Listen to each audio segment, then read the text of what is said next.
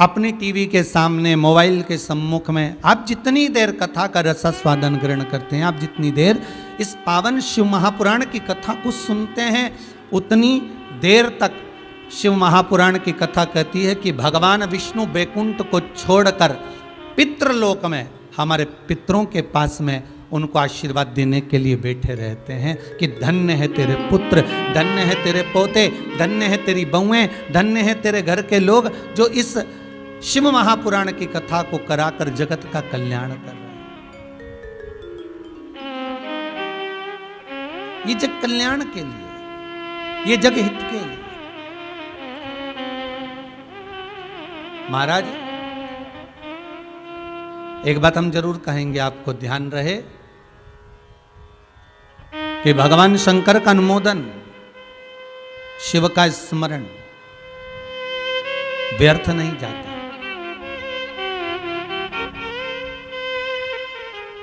प्रतापगढ़ की कथा में एक बात कही गई थी, आप लोगों ने सुनी होगी, श्रवण करी होगी, कि एक राजा को मन में यह भाव आया कि मरने के बाद व्यक्ति का होता क्या।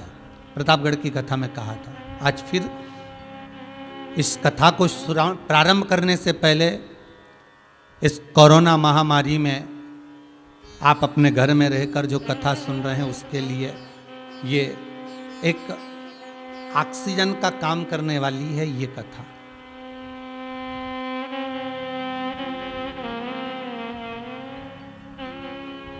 एक राजा के मन में आया कि व्यक्ति जब मरता है तो मरने के बाद उसका होता क्या। उसने अपने नगर में सूचना कर दी सबको कि जाओ, कोई ऐसा व्यक्ति हो जो मुझे बता दे कि मरने के बाद होता क्या है, तो उसको मुंह मांगा धन दिया जाएगा।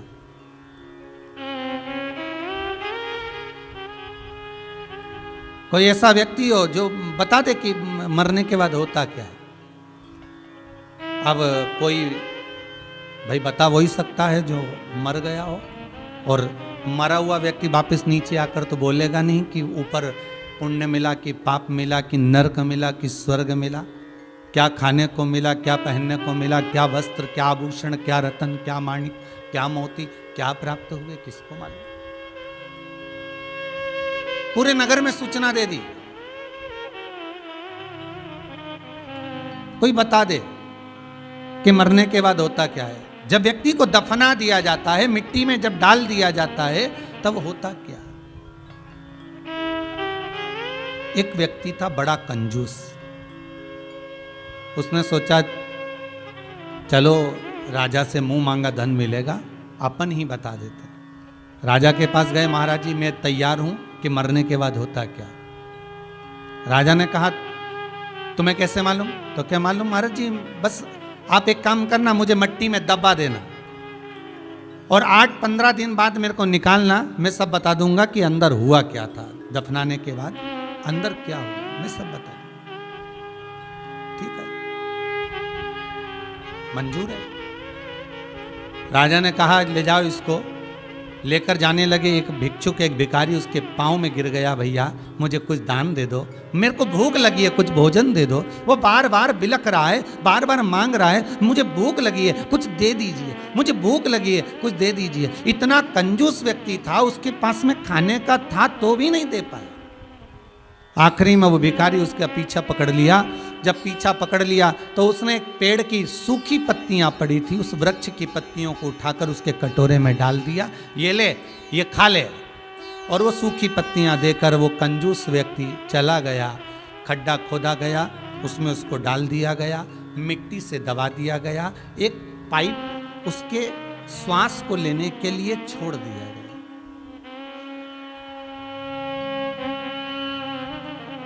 एक पाइप उसकी श्वास लेने के लिए छोड़ा गया। 3-4 दिन निकल गए। 5वें दिन एक सांप उस पाइप में प्रवेश करने लगा। अब इसको भय लगने लगा कि अपन तो मरे। बताओ, राजा ने पूछा था कि मरने के बाद होता क्या है, अब बताएगा कौन। अब अपन तो मरने चले, अगर मर गए तो बताएंगे कैसे, और नहीं बता पाए तो धन मिलेगा कैसे, और मरे अलग। करा क्या जाए। वो पाइप जो लगा था उसमें सांप प्रवेश कर रहा था। इस व्यक्ति ने पड़े पड़े देखा कि सांप उसमें प्रवेश कर रहा है, पर कुछ सूखी पत्तियां, वृक्ष की पत्तियां उस सांप के आड़े आ रही हैं, सांप को अंदर प्रवेश करने नहीं दे रही हैं, सांप अंदर प्रवेश कर नहीं पा रहा है और वो पत्तियां उसको अड़चन डाल रही हैं। उस पत्तियां उसके सामने आकर खड़ी हो जाती हैं। सांप फिर आने का प्रयास करता है, पत्तियां फिर रोक देती हैं। सांप फिर आने का प्रयास करता है, पत्तियां फिर रोक देती हैं। 8-10 दिन निकल गए, इसको बाहर निकाला गया। राजा ने पूछा, बताओ मरने के बाद होता क्या है?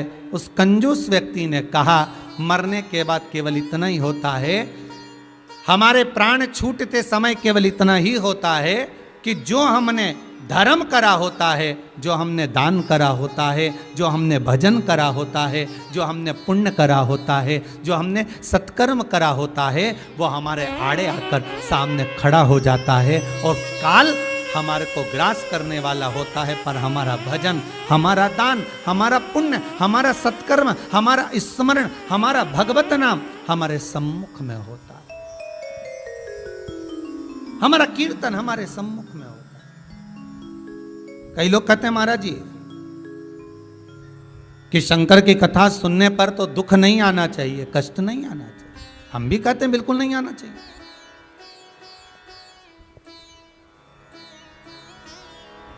शंकर की कथा अगर हम श्रवण कर रहे हैं तो दुख तकलीफ और दुख कष्ट आना ही नहीं चाहिए। हम भी बोल रहे हैं नहीं आना चाहिए, पर महाराज फिर ये दुख, फिर ये तकलीफ, फिर मन में ये कष्ट क्यों? कारण क्या है? फिर ये मन में दुख तकलीफ कष्ट क्यों? शिव महापुराण की कथा कहती है, भाई आज तो आपने पुण्य करा, आज तो आपने सत्कर्म करा, आज तो आपने भगवत भजन कर लिया, पर जो पूर्व में कर कर आए हो उसका भी तो फल हमें यहीं भोगना है। हम पहले भी कथा में कहे कि एक बार भगवान मिले तो उनसे पूछना जरूर है। क्या पूछना है? कि जिस जन्म में हमने जो पाप करा है, जिस जन्म में हमने जो कर्म करा है, उसका भोग हमें उसी जन्म में दिया जाए। फिर हमें मनुष्य देह में आकर वो हमें फिर पाप का भोग ना भोगना पड़े। हम कर कर आए हैं, उसको तो भोगना पड़ेगा। महाराज कोई कोई सामान ऐसा होता है कि बहुत पैक कर कर जब ऑनलाइन बुलाया जाता है तो सारे डब्बों में पैक कर कर उसको भेजा जाता है, और इतने डब्बे पैक करे जाते हैं, टेप चिपकाया जाता है, पॉलीथीन में बंद करा जाता है, पन्नियों में पैक करा जाता है, कागज़ों में पैक करा जाता है। पैक करने के बाद उसको जब धीरे धीरे कर कर उसकी पैकिंग को हटाया जाता है, और उस पैकिंग को हटाने के बाद फिर हमारे पास में जो वस्तु तैयार होकर सामने जो सामान हम निकालना चाहते हैं वो प्राप्त होता है। अर्थात उसको खोलने में, उसको निकालने में कितनी पैकिंग होती है, उसको समाप्त करना पड़ता है, निकालना पड़ता है, तब जाकर जो वस्तु हमने बुलवाई है वो वस्तु हमारे सामने सम्मुख में आ पाती है। उसी तरह ये हमारा मन है, उसी तरह ये हमारी चित्तवृत्ति है, उसी तरह ये हमारा मन कहीं काम, कहीं लोभ, कहीं विषय, कहीं आसक्ति, कहीं तृष्णा, कहीं वासना, इतना पैकिंग का सामान एकाग्रित रहता है, और उस पैकिंग के सामान को, काम को, लोभ को, विषय को, आसक्ति को, तृष्णा को हटाते हटाते हटाते हटाते तब जाकर हम कहीं इस मन को परमात्मा तक लेकर जाते हैं, तब हमको कहीं परमात्मा के चरणारविंद प्राप्त हो पाते हैं। बहुत कठिन।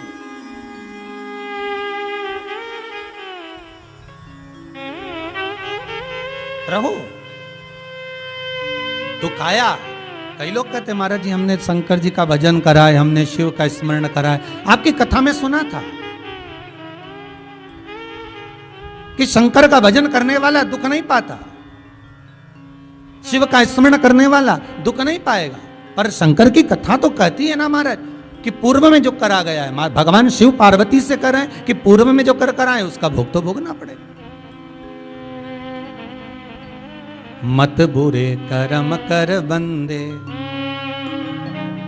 वरना पछताएगा। भगवान की आंखों से तू बच नहीं पाएगा, तू बच नहीं पाएगा। अरे ओ अज्ञानी मत कर नादानी। बहुत मुश्किल है।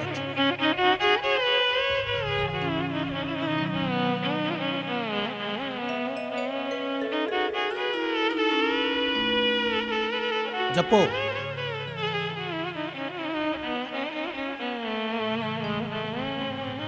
प्रतापगढ़ की कथा के बाद में ये कथा आज जो ऑनलाइन प्रारंभ हुई है, आप लोग अपने अपने घरों में सुन रहे हैं।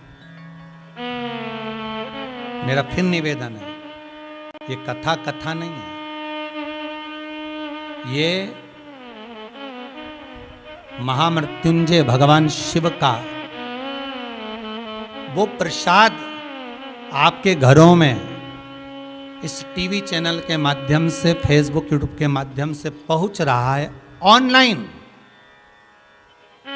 ये भगवान शंकर की केवल कथा नहीं है, भगवान शिव की केवल कथा नहीं, ये शंकर की अमर वाणी, अमृतमय वाणी आप तक पहुंच रही है।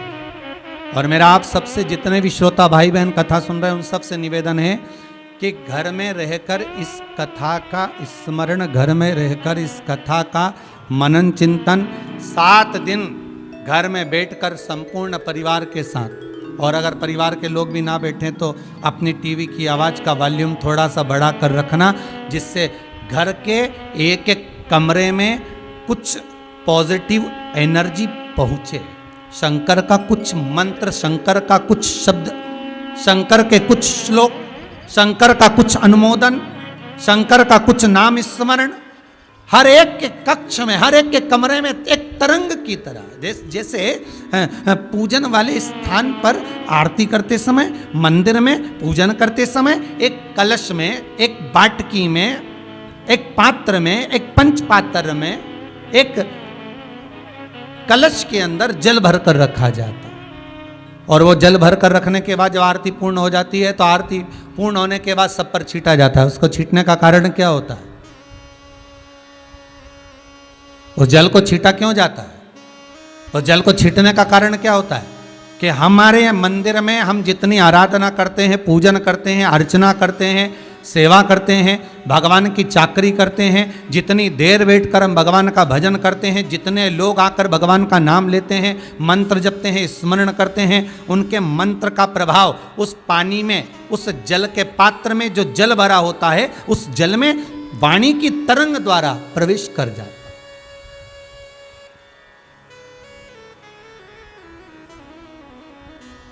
और वाणी की तरंग द्वारा जब प्रवेश करता है तो वो जल इतना पवित्र हो जाता है, इतना आनंदित हो जाता है कि वो जल का छींटा मात्र हमारे कई पापों को समाप्त कर देता है। हमारे कई पापों,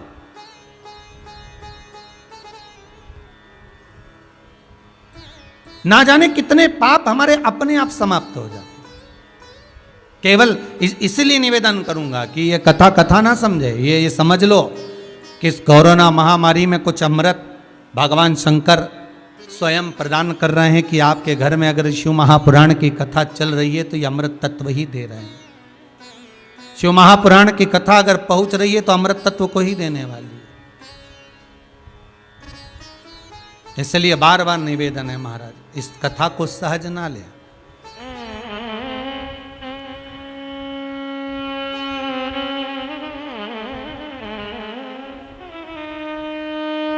एक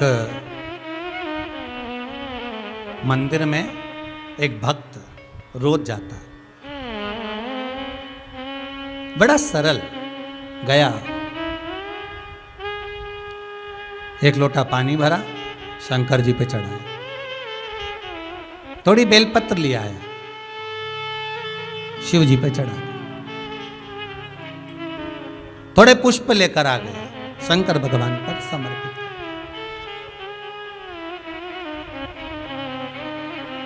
अब जो मंदिर में आता है उसकी मुराद पूरी हो जाती है, पर ये रोज रोज आता है पर इसकी मुराद पूरी नहीं होती। बड़ा दुखी। इसने एक दिन भगवान शंकर से निवेदन करा, भोलेनाथ आपके मंदिर में जो आया, आपके मंदिर में जो पहुंचा, आपने सबकी मुराद पूरी करी, फिर मैं वंचित क्यों रह गया? कभी कभी होता है ऐसा। बहुत ध्यान दीजिएगा, आप जिस कॉलोनी में, जिस मोहल्ले में, जिस नगर में रह रहे हैं, आपके 4 घर छोड़कर आपकी बिल्डिंग में नीचे के एरिया में, ऊपर, ना जाने आमने सामने जहां तहां हो सकता है कि कोई कोरोना का मरीज हो सकता है कि आपके नजदीक तक भी पहुंच गया। उसके बाद भी भगवान शंकर यदि आपको स्वस्थ रखे हैं, भगवान की कृपा है, और आप अपने घर में आराम से, आनंद से, स्वस्थ होकर यदि रह रहे हैं, तो ये शंकर भगवान को धन्यवाद देना कि भोलेनाथ तेरी कृपा है। 32 दांतों के बीच में जैसे जिह्वा रहती है, चारों तरफ हाहाकार मचा हुआ है, और तूने मुझे जिह्वा की तरह बचा कर रखा हुआ है। ये तेरी कृपा है, ये तेरी दया। हम फिर कहेंगे, 7 दिन अगर कथा सुन रहे हो तो श्री शिवाय नमस्तुभ्यम मंत्र को जपते रहो, मंत्र का स्मरण करते रहो, ओम नमः शिवाय जपते रहो, स्मरण करते रहो, और अगर समय मिल जाए तो महामृत्युंजय मंत्र का जाप भी करते रहो। महामृत्युंजय मंत्र का स्मरण भी करते रहो।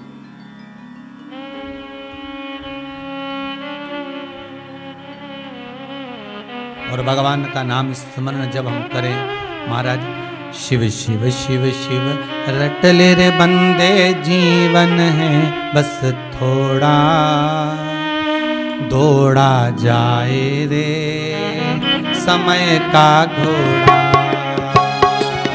दौड़ा जाए रे समय का घोड़ा। शिव शिव शिव शिव रट ले रे बंदे, जीवन है बस थोड़ा, शिव शिव शिव शिव रट ले रे बंदे, जीवन है थोड़ा, दौड़ा जाए रे समय का घोड़ा, दौड़ा जाए रे समय का घोड़ा। आओ से दोनों हाथ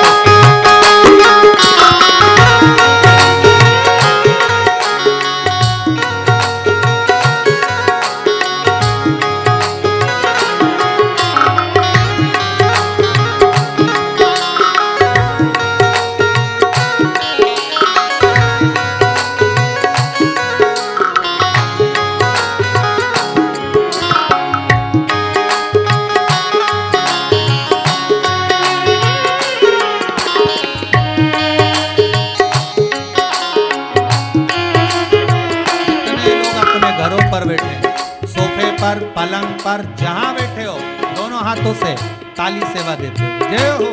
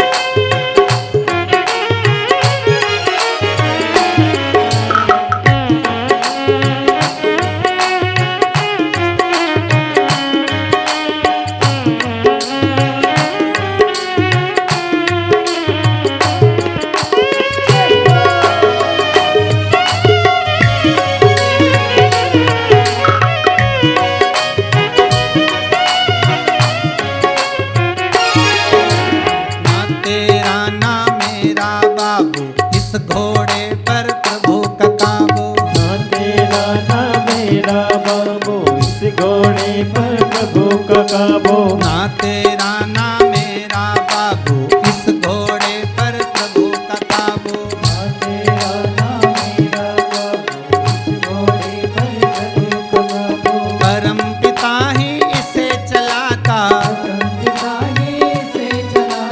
परम पिता ही इसे चलाता, परम पिता ही इसे चलाता, दिखा दिखा के घोड़ा जाए दे समय का घोड़ा, हो दौड़ा जाए दे समय का घोड़ा। ओ शिव शिव शिव शिव रख ले रे बंदे, जीवन है बस थोड़ा। शिव शिव शिव शिव रख ले रे बंदे, जीवन है थोड़ा। दौड़ा जाए हो समय का घोड़ा, दौड़ा जाए दे समय का घोड़ा, दौड़ा जाए रे समय का घोड़ा। दौड़ा जाए दे समय का घोड़ा, दौड़ा जाए रे समय का घोड़ा। दौड़ा जाए दे समय का घोड़ा। हर हर महादेव है। भगवान शंकर की कथा कहती है, भगत शिव जी से कहते हैं कि प्रभु तुम्हारे दरबार में जो आता है सबकी मुराद पूरी हो जाती है, पर मैं रोज आता हूं मेरी मुराद ही पूरी नहीं होती। कारण भोलेनाथ कुछ ऐसी कृपा करो कि मेरा भी, मैं इतना भाव से आपको जल चढ़ाता हूं, मैं इतने भाव से आपको बेलपत्री चढ़ाता हूं, मैं इतने भाव से आपको नमन करता हूं, मैं इतने भाव से आपका आदर करता हूं, सम्मान करता हूं, सत्कार करता हूं, आपको चंदन लगाता हूं, दूध दही शहद का लेपन करता हूं, उसके बाद भी दुख मेरे। भगवान शिव कुछ नहीं बोले। शंकर भगवान भगत के दरवाजे पर आज कमंडल लेकर, चिमटा लेकर, राम नाम जपते हुए भगवान शिव एक साधु के वेश में पहुंच गए। भगत के दरवाजे पर गए, आवाज लगाई, भगत, अरे ओ भगत, ए भगत।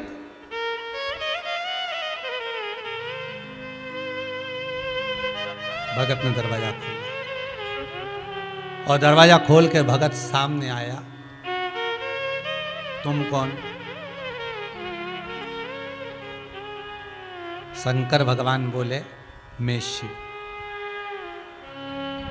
प्रभु दुनिया को वहीं से बैठे बैठे दे देते हो, आज मेरे घर पर आकर आप मुझे देने के लिए आए हो? शंकर भगवान बोले, देने के लिए नहीं आया हूं, भूख लगी है, आज मंदिर में कोई प्रसाद चढ़ाने नहीं आया, इसलिए भिक्षा मांगने आया। अच्छा, चिंता मत करो भोलेनाथ, आज मेरे यहाँ खीर बनी है और भगोना खीर का लेकर आया। भगवान शंकर ने कमंडल आगे करा, जैसे कमंडल आगे करा तो ये खीर का पात्र लेकर खड़ा। शिव जी बोले, भिक्षाम दे, भिक्षा दो। अब वो खीर का पात्र आगे लेकर जाए डालने के लिए, फिर उसने देखा, फिर हाथ को रोक दिया। शंकर जी बोले, भिक्षा क्यों नहीं देता? अरे भिक्षा तो दे। फिर पात्र भगवान शंकर आगे करे, कमंडल को भगवान शिव ने फिर आगे करा, इसमें भिक्षा नहीं डाली, खीर नहीं डाली। शिव जी ने पूछा, आखिर बात क्या है? कमंडल में तो खीर क्यों नहीं डालता? कहा, प्रभु जी गलती है मेरी, एक बात कहूँ आपको। भोलेनाथ जी बोले, बोलो क्या बात है?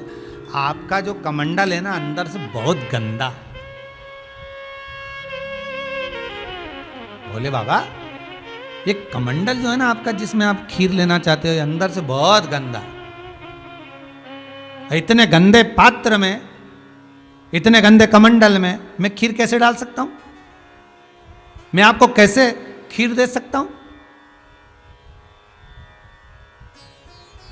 शंकर भगवान बोले, यही तो मैं तुझे समझाने के लिए आया हूं कि गंदे कमंडल में तू खीर नहीं दे सकता, तो तेरी बुद्धि में जब तक पाप, कपट, छल, बेईमानी, प्रपंच, निंदा, चुगली, इतना सारा गंदगी तेरे पास भरी होगी, भले तू लोटे को ऊपर से मांज ले, कमंडल को ऊपर से मांज ले, बर्तन को ऊपर से साफ कर ले, पर अंदर से अगर गंदा होगा, भले तू मेरे ऊपर जल चढ़ाता है, बेलपत्र चढ़ाता है, धतूरा चढ़ाता है, फूल चढ़ाता है, शहद चढ़ाता है, चंदन लगाता है, धूप बत्ती लगाता है, अगरबत्ती लगाता है, मेरे मंदिर में आकर दिया जलाता है, पर बाहर से तो बर्तन अच्छा है, पर अंदर से अगर गंदा है तो तू खीर नहीं दे रहा। जब बर्तन पात्र अंदर से गंदा है तो तू खीर नहीं दे सकता, तो मैं तेरे को वर कैसे दे सकता? विचार कर जरा, सोच।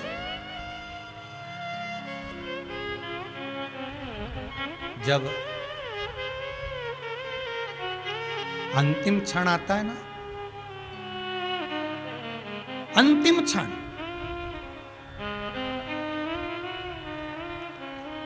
कल कोई कह रहा था सरकार को खूब सारे हॉस्पिटल बना देना चाहिए। गुरुदेव, आपका क्या विचार है? हमने कहा बना दे, मना नहीं है, और हॉस्पिटल कम भी नहीं है, बहुत बनाए, मना नहीं है, पर निवेदन है हॉस्पिटल बनने से ज्यादा जरूरी है आप अपने बच्चों को इतना प्रबल बनाएं कि इसको हॉस्पिटल जाने की जरूरत ही ना पड़े।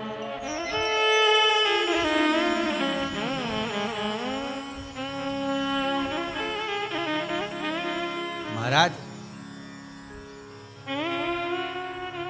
पिछला जो लॉकडाउन था,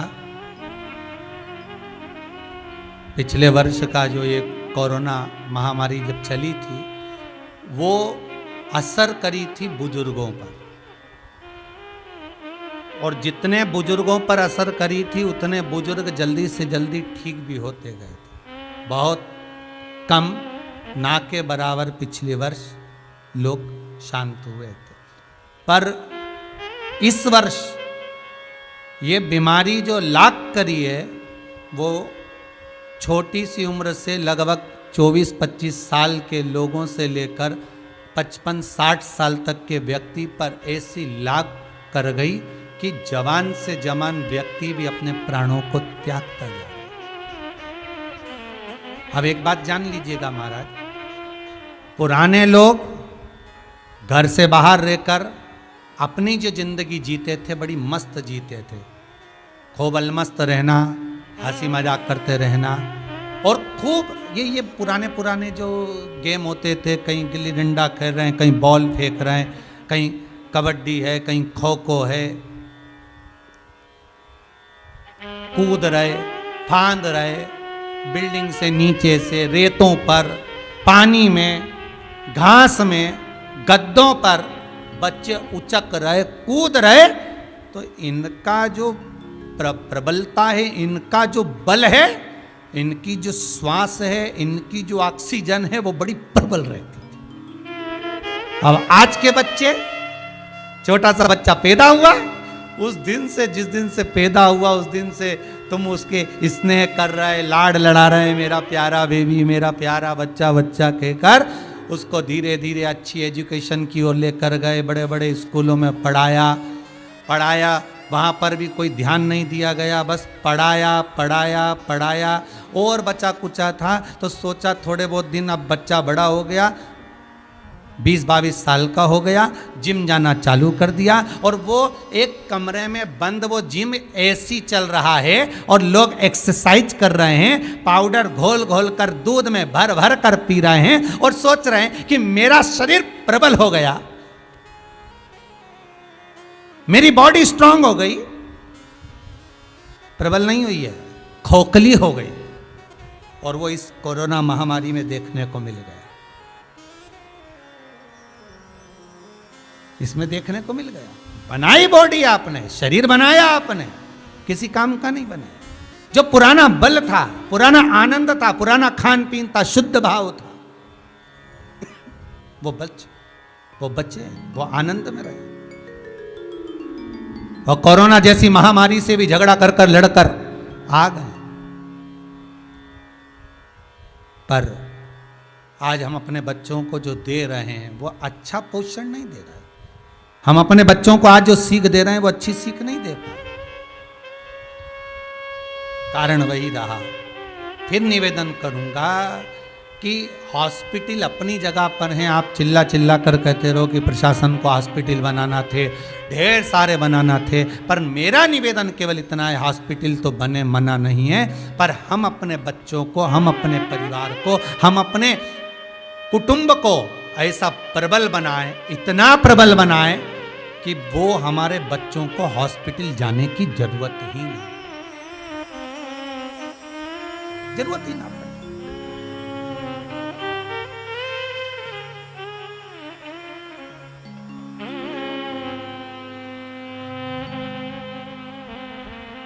इतना पूरे शहरों में जाकर तो देखिए जरा, मुंबई चले जाओ, पूना चले जाओ, इंदौर, भोपाल, ग्वालियर, झांसी, दिल्ली, बड़े बड़े शहरों में जाकर देखिए, कहीं वन तो मिलेगा ही नहीं, वृक्ष तो मिलेंगे ही नहीं, सब काट दिए, और सारे वृक्ष काट दिए, अब ऑक्सीजन की कमी पड़ी, पूरा भारत हिल गया, ऑक्सीजन चाहिए, ऑक्सीजन चाहिए। कथाओं में पहले भी कहते हुए आए थे कि मरते समय व्यक्ति कर्जे में लदा लूम होकर मरता है, हर व्यक्ति जो मरा है वो कर्जा लेकर मरा है। और शिव महापुराण की कथा कहती है उऋण होकर जाना, कर्जे से मुक्त होकर जाना। एक प्रकृति का ऋण हर व्यक्ति के माथे पर रहता है, जब वो मरता है तो लकड़ियों के ढेर पर जलता है।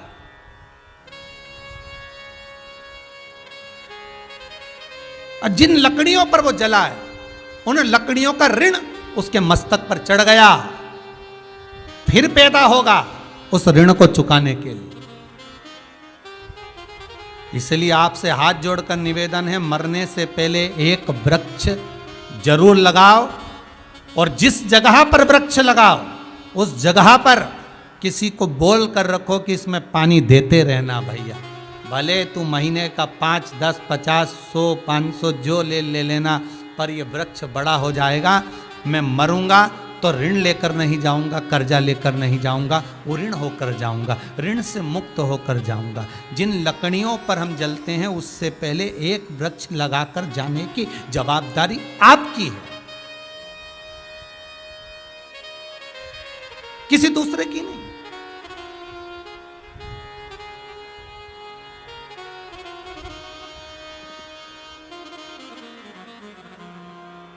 हम जब ये कुबेरेश्वर धाम में बेलपत्री के पौधे लगा रहे थे तो कई लोगों ने कहा महाराज जी इतने सारे बेलपत्री के पौधे, इतने सारे शमी के वृक्ष क्यों लगाना, यहाँ कोई और भी वृक्ष, ये आप पीपल के लगा दिए, आम के लगा दिए, कहीं छोटे छोटे फूल के लगाओ, गुलाब के फूल के लगा दो पौधे, थोड़े बहुत गेंदा के फूल के लगा दो, थोड़ा चमेली के फूल के लगा दो।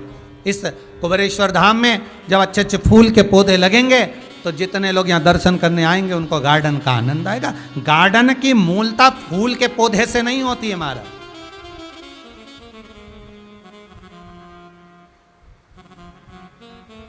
फूल के पौधे से नहीं है।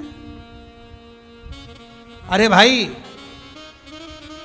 स्कंद पुराण में लिखा है कि जिस जगह पर बेलपत्र के 11 पौधे, 5 पौधे, 7 पौधे, 21 पौधे एक साथ लगे हुए हों और उस बेलपत्र के वृक्षों की उस बगीची में, उस कुंजन में, उस बेलपत्र की कुंज के अंदर बैठकर अगर कोई मुख से मात्र 5 बार भी शंकर के मंत्र का जाप कर लेता है तो उसका वो मंत्र सिद्ध हो जाता है। स्कंद पुराण कर रहे हैं।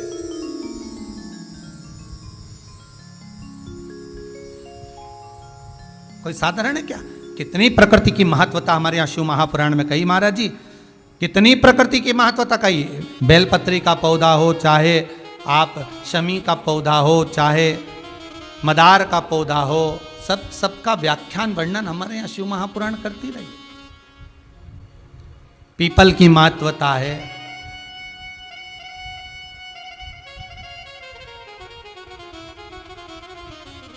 क्यों हमारे हिंदू धर्म में वृक्षों की पूजन कराई गई? क्यों हमारे हिंदू धर्म में इन नदियों की, तालाब की, सरोवर की, वृक्षों की आराधना क्यों कराई गई?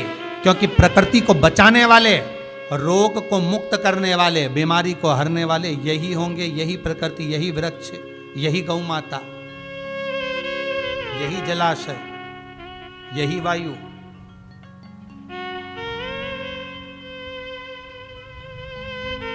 यही सृष्टि कर सकते।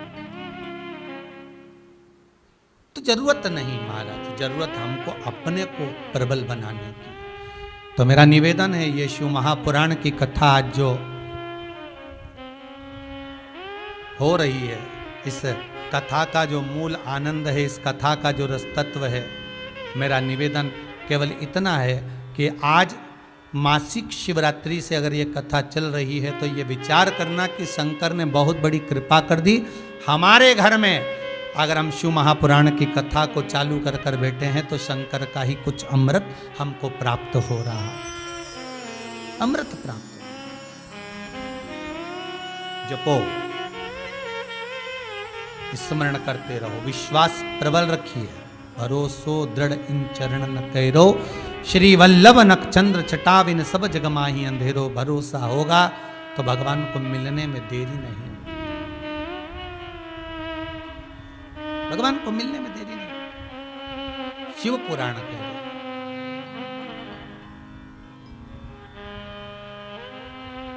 महाराज, 24,000 श्लोक इस शिव महापुराण में है।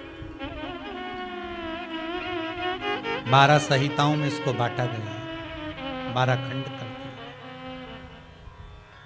हम तो कहेंगे ये 12 संहिता नहीं, ये शंकर जी के 12 शिवलिंग का ही एक प्रमाण।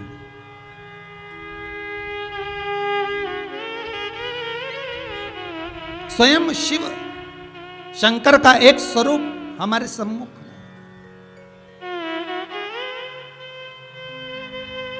ये भगवान शिव को पाने का एक आनंदमय तरीका है।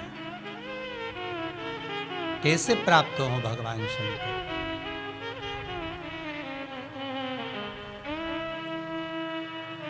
कैसे प्राप्त? आया चरित्र, एक सुंदर प्रसंग कहा। एक देवराज नाम का ब्राह्मण है महाराज, और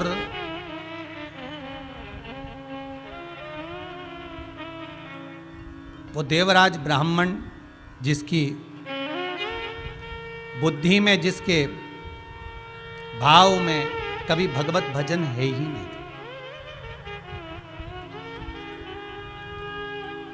वो भगवान की भक्ति से बड़े परे है। भगवान को लोग याद कब करते हैं?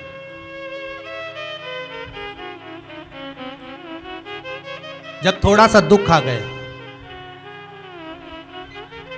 थोड़ी सी तकलीफ आ गई, तब लोगों ने कहा जरा देखना पंडित जी, जरा देखिए, जरा आज धर्मपत्नी की तबीयत बड़ी गड़बड़ चल रही है, थोड़ा सा महामृत्युंजय का जाप बिठा दीजिए।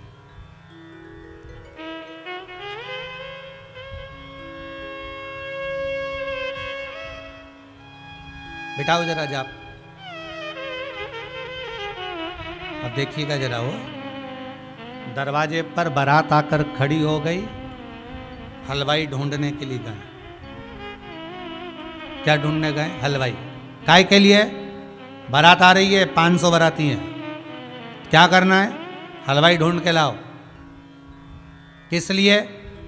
भोजन बनवाना है, 2-4 तरह का मीठा बन जाएगा, नमकीन बन जाएगा। अच्छा।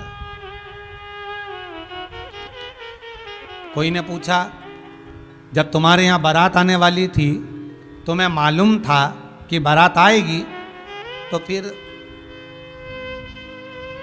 हलवाई क्यों नहीं करा? अरे बहुत हलवाई पड़े हैं साहब, इतने हलवाई ढेर पड़े,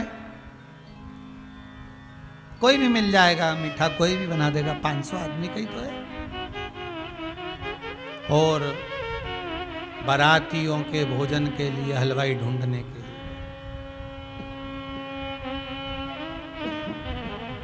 हलवाई ढूंढने के लिए गए। और जब हलवाई ढूंढने के लिए गए, मिल गया, हलवाई भी मिल गया। अब इन्होंने कहा साहब काजू कड़ी बना दो। अब हलवाई भी कैसा मिला यार, ध्यान दीजिएगा। हो काजू कड़ी बना दो। तो इन्होंने अपनी पत्नी को फोन लगाकर पूछा कि कड़ी कैसे बनाते।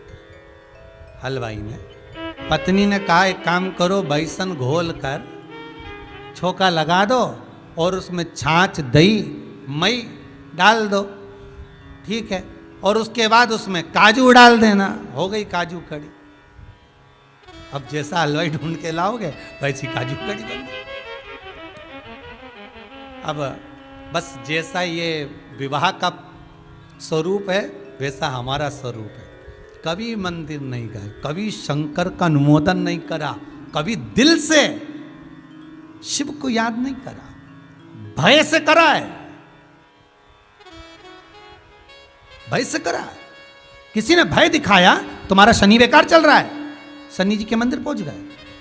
किसी ने भय दिखाया, तुम्हारा ग्रह नक्षत्र बेकार है, तो शंकर जी के जाप करा लिए। किसी पंडित जी ने कहा तुम्हारा ये नक्षत्र बेकार है, तुमने तुरंत अनुष्ठान करवा लिया। अरे कभी मन करे दिल से, ना शनि बेकार हो, ना राहु बेकार हो, ना केतु बेकार हो, ना कोई ग्रह बेकार हो, तुम्हारा मन कर जाए, पंडित जी फ्री हो क्या? हाँ साहब, महामृत्युंजय कर दो जरा।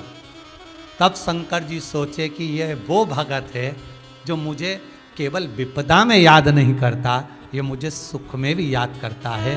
तो शंकर आपकी विपदा में आपके सामने खड़ा मिलेगा।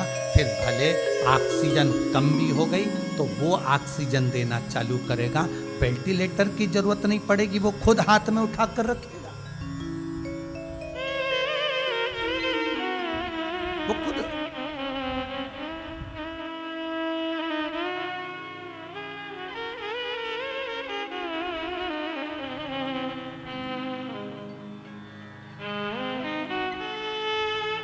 सम्मुख में खड़ा मिल रहा है। पर हमारी आदत है, हम जब दुख आया, तकलीफ आई, कष्ट आया, थोड़ा सा बीमारी आई, रोग आया, तब याद करा पंडित जी जरा देखो ना हमारे ग्रह बेकार चल रहे हैं, जरा सा देखो बहू को एकदम बुखार आ रहा है, 3-4 दिन हो गए और लग रहा है ऐसा कि जांच के लिए डॉक्टर बोल रहे हैं, अब आप बताओ क्या करें। पंडित जी बोले अब क्या कर सकते हैं, महामृत्युंजय का पाठ करवा लो। महामृत्युंजय का पाठ भी करा। फिर वही वाली बात आ गई, ये काली कुतिया कुएं में जाकर गिर गई, मर गई, बदबू मार रही है। गांव के लोग इकट्ठे होके पंडित जी के पास गए, महाराज जी बताओ काली कुतिया कुएं में गिर गई, गांव में एक ही कुआं, 7 जात का आदमी पानी पीता है और वो कुआं बदबू मार रहा है। पंडित जी बोले काम करो, सत्यनारायण जी की कथा करवाओ। कथा करवाई, बदबू नहीं गई। यज्ञ करवाया, बदबू नहीं गई। अनुष्ठान करवाया, बदबू नहीं गई। भंडारा करवाया, बदबू नहीं गई। गांव के लोगों ने सोचा कि इस कुएं को तो किसी का श्राप लग गया, इसलिए इसकी बदबू नहीं जा रही, कुएं को छोड़ो, दूसरा कुआं खुदवाएंगे। दूसरे कुएं को खुदवाने की तैयारी करी। एक संत का आगमन हो गया।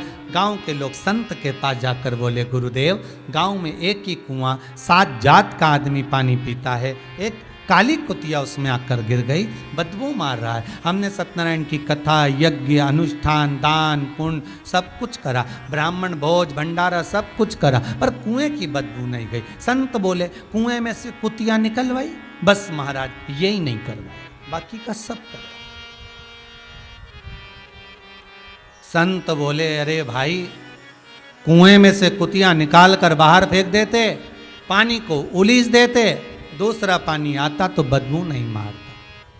ये कुएं की और कुतिया की कथा नहीं है, हमारी कथा है। मन रूपी कुएं में जब तक अहंकार रूपी कुतिया पड़ी है, तब तक वो भगवान का भजन में नहीं जाने देगी, स्मरण में नहीं जाने देगी।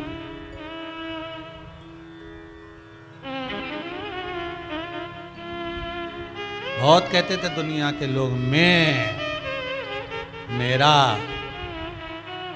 मेरे पास धन्य है आकाश जी, आप निशा जी, आप राजगरिया परिवार, जो अपने माता पिता की स्मृति में शिव महापुराण की कथा केवल माता पिता के लिए नहीं, हम तो कहेंगे इस कोरोना महामारी में संपूर्ण विश्व को एक बल देने के लिए, एक ऑक्सीजन देने का काम ये शिव महापुराण की कथा करे।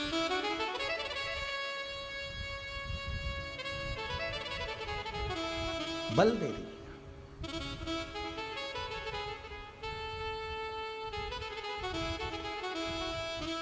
जोड़ा छोड़ा, ये तो प्रकृति का नियम है कि आप जोड़े जोड़े और बाद में यहां छोड़े। कौन पूछा फिर? कितना रुतबा, कितना अहंकार, कितना अभिमान, दौलत का, धन का, वैभव का था, सब पड़ा की पड़ा रह गया। यहाँ तक कि आग लगाने वाले भी अपने नहीं आए, उठाने वाले भी एक कोने में पड़े रहे, केवल मोबाइल पर ओम शांति लिख कर भेज दिया और तुम अकेले शमशान में जलते रहे।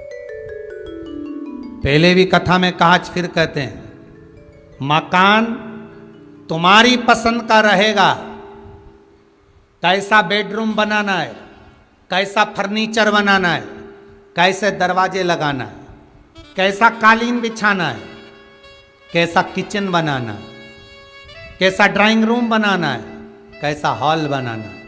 मकान तुम्हारी पसंद का होगा, पर मसान मेरे शंकर की पसंद का होगा कि कौन से मसान में जलेगा। इस कोरोना महामारी में सिद्ध हो गया। कहां के रहने वाले थे और कहां जाकर आग लगाई, ये किसी को नहीं मालूम पड़ा।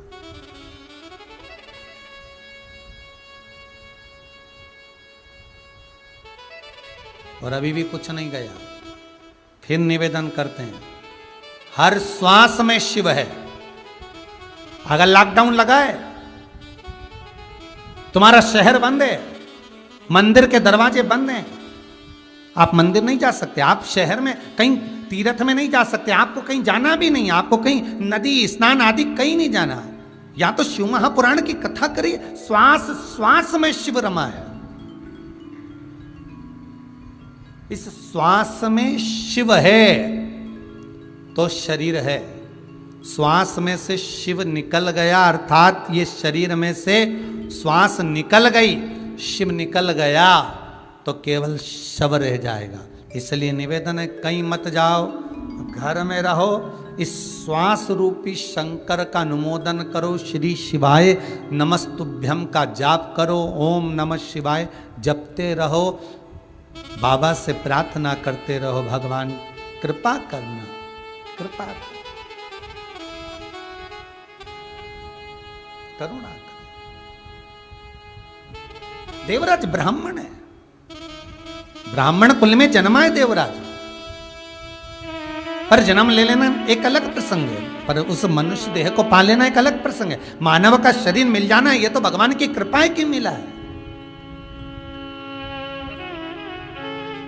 और उस मानव देह को प्राप्त करने के बाद अगर भगवान के भजन से वंचित रह गए तो उस मानव शरीर की कोई महत्वता नहीं, उस मानव शरीर की कोई मूलता नहीं है।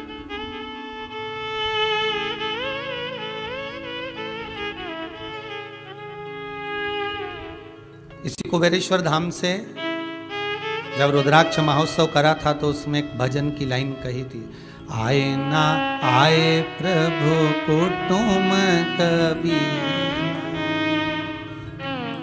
आए ना आए प्रभु कुटुम कबीला, अंत समय प्रभु आना पड़ेगा, वादा किया तो निभाना पड़ेगा। भगवान कोई आए ना आए, इस कोरोना जैसी महामारी में हॉस्पिटल में अकेला व्यक्ति पड़ा रहता है, कोई को मिलने नहीं देते, जाने नहीं देते, सब अकेला पड़ा है। तो निवेदन है कि शंकर की कथा अगर सुनी है, शिव का स्मरण करा है, तो उसको याद करना हर पल, हर घड़ी, हर क्षण।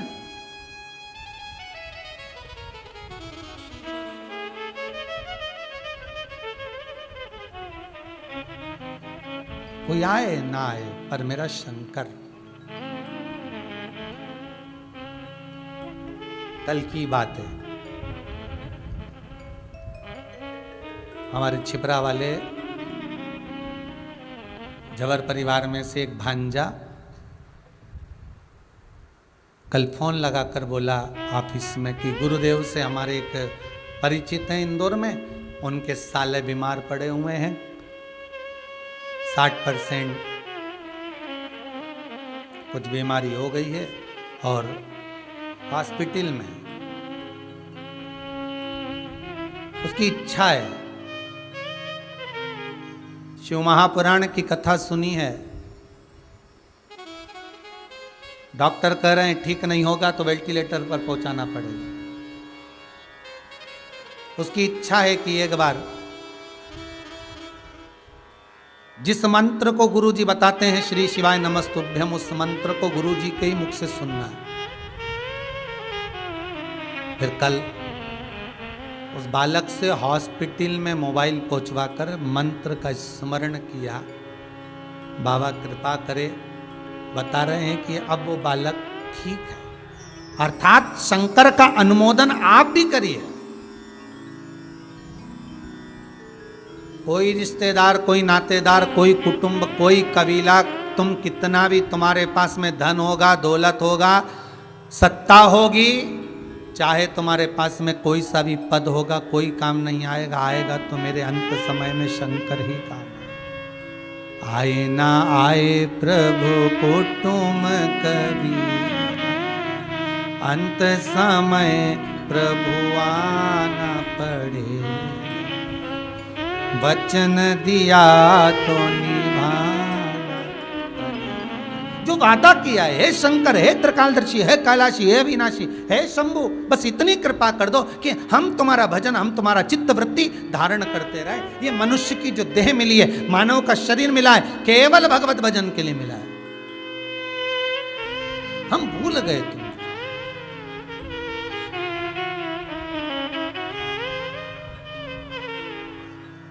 प्रतापगढ़ में कथा में कहा था,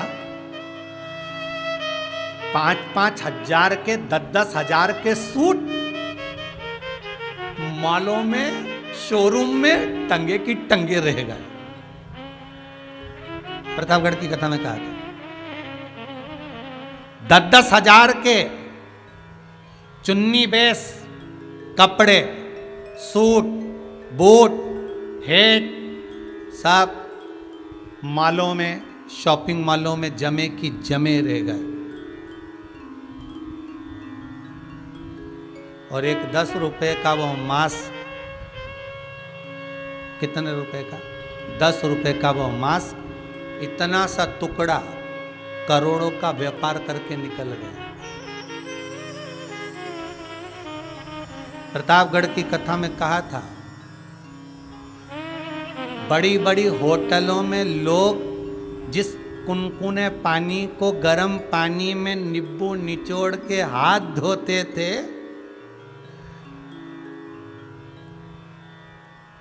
और गंदी गंदी मदिरा का पान करते थे, इस कोरोना महामारी ने उसको भी उल्टा कर दिया। जो पीते थे उससे हाथ धो रहे हैं, और अब जिससे हाथ धोते थे उसको पी रहे हैं, गर्म पानी में नींबू निचोड़ निचोड़, और वो मदिरा से हाथ धो रहे। सब उल्टा। भगवान दिखाना चाहता है कि समय बदलते देर नहीं लगती, इसलिए अहंकार ना करिए, अभिमान की जिंदगी मत जियो,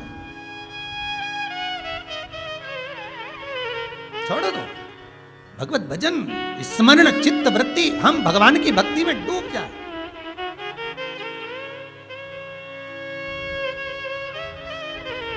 और इस कोरोना महामारी से भी अगर हमारा शरीर बचा हुआ है और भगवान आपको अगर जीवित रखा है तो उसको धन्यवाद देना, साधुवाद देना कि तेरी कृपा से बचाऊं, और ये शरीर, ये मन, सब कुछ तेरा है।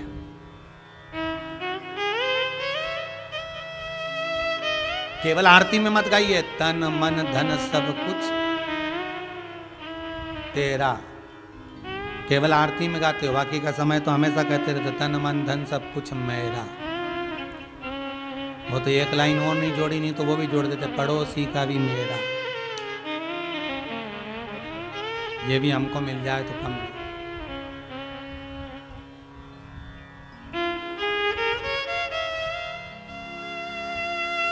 मेरा मेरे पास रहने दो, जो दूसरे का वो ला कर दे, क्या करे धन। महाराज सज धज के जिस दिन मौत की सहजादी आएगी, न सोना काम आएगा न चांदी। सब पड़ा। देवराज ब्राह्मण होकर ब्राह्मण कर्म से वंचित। हम अपने कर्म से वंचित ना हो। मनुष्य की देह मिली है, भगवत भजन के लिए मिली है,